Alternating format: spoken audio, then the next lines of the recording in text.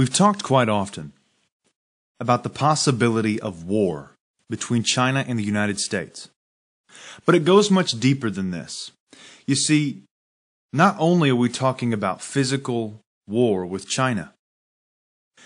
Over the past several years, we have been at ideological odds with China. China is going in one direction, and it happens to be towards communism and socialism. And the West is supposedly going towards democracy. However, interestingly enough, a marriage has taken place. And those are not my words. In fact, they're according to Joshua Eisenman, who is an American fellow, or a senior fellow for China Studies at the American Foreign Policy Council in Washington, D.C. And his claim is that Wall Street elites and Beijing have had a marriage. So most people describe the U.S.-China relationship, in China especially, and in the United States as well, in terms of nation-states. The United States versus China. And then they talk about things like the Thucydides trap and international relations theory. But I think that actually miscategorizes the nature of the relationship. What we have, and what we've had for years, has been a marriage of elites in Beijing, and to some degree Shanghai, I suppose, with elites in New York and in Washington. One professor, when I was there at a top university, told me that this is a marriage, particularly with Wall Street. So the idea is that the elites come together and essentially exploit the working people of China and steal the jobs of the working people of the United States. And then it is basically balled up and wrapped up as a nationalist conflict. So what is essentially a classist issue, a Marxist issue, a struggle between the different strata of society, the elites versus the rest of society, is actually intentionally disguised as a national struggle between the two nation states. So as we understand the nature of what's taking place right now with China, we need to know what China's up to, specifically Xi Jinping. China just recently outlined their plan to overtake the United States on the world stage over the course of the next 30 years. No longer is this communist country seeking to be just a regional superiority. Rather, the economic powerhouse is looking to be the superpower, and I mean the superpower. According to another analyst in defense strategy and capability at the Australian Strategic Policy Institute, Dr. Malcolm Davis, China just doesn't want to be a regional superpower. It wants to be the superpower. American political scientist Graham T. Allison recently also stated, "The question is not when China will rise, but rather how the U.S. will respond to such." While so many over the past few years have disillusioned themselves with rationale that undermines the ability of China, several political analysts have taken note of the rise of China. However, the communist nation didn't rise without aid. In fact, former President of the United States Bill Clinton in 1996 aided China by granting them permanent normal trade relations, directly after receiving $2 million in campaign donations from the foreign government directly. And they talk about Russia and Trump collusion. But here is where Bill Clinton accepted campaign donations directly from the Chinese government, and then went on to set the path towards what we're dealing with today. In large part, China's rise economically could be attributed to the actions of that former president. Now, China is close to surpassing the United States economically. In fact, China's economy is so large in comparison to the United States that according to Christine Lagarde, the IMF director, in as little as 10 years, the International Monetary Fund's headquarters could also be relocated to China. I hope we're all getting the gist of where this is all going. You see, at the latest communist gathering, President Xi Jinping, in his 3.5-hour speech, urged a reinvigorated Communist Party to take a stronger role in society and economic development to better address the nation's grim challenges.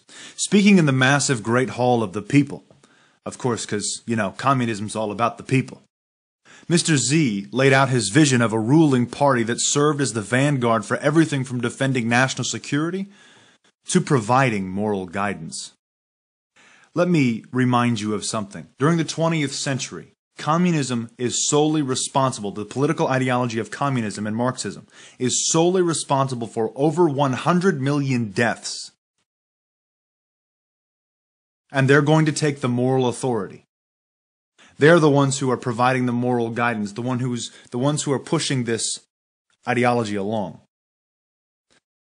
He also called for the party not only to safeguard China's sovereignty, but also to revitalize Chinese culture, oppose erroneous ideology, and promote religion that is Chinese in orientation.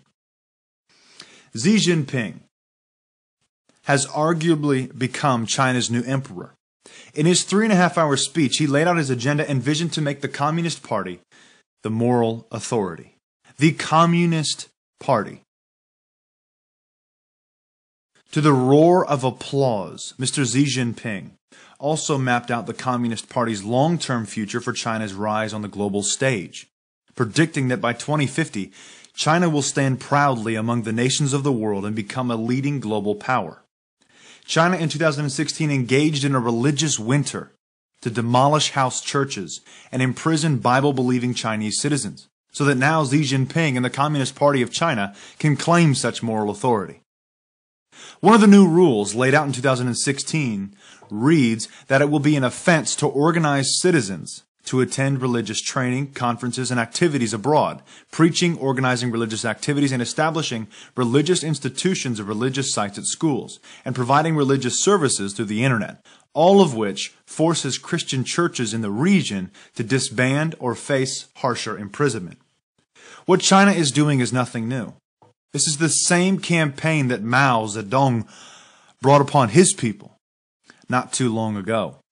In fact, China is at an alarming rate emboldening their National Socialist government.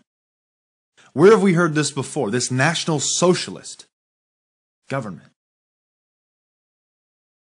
Joshua Eisman also stated that China is gearing up for a cultural revolution of sorts, one in which the elites of New York and Washington are involved. Now, why would they be doing that there? That's the question.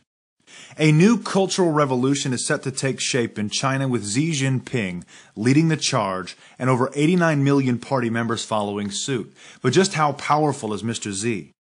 China's leader is not only reinvigorating National Socialism, but he is also enshrining his ideological slogans into the party's constitution alongside only two others, Mao Zedong and Deng. In addition, China has no interest in Western systems of democracy, which could lead to a clash politically between the West and East, as we've previously discussed. In 2013, a document number 9, leaked to the West, signaled exactly how China viewed the West as total rivals.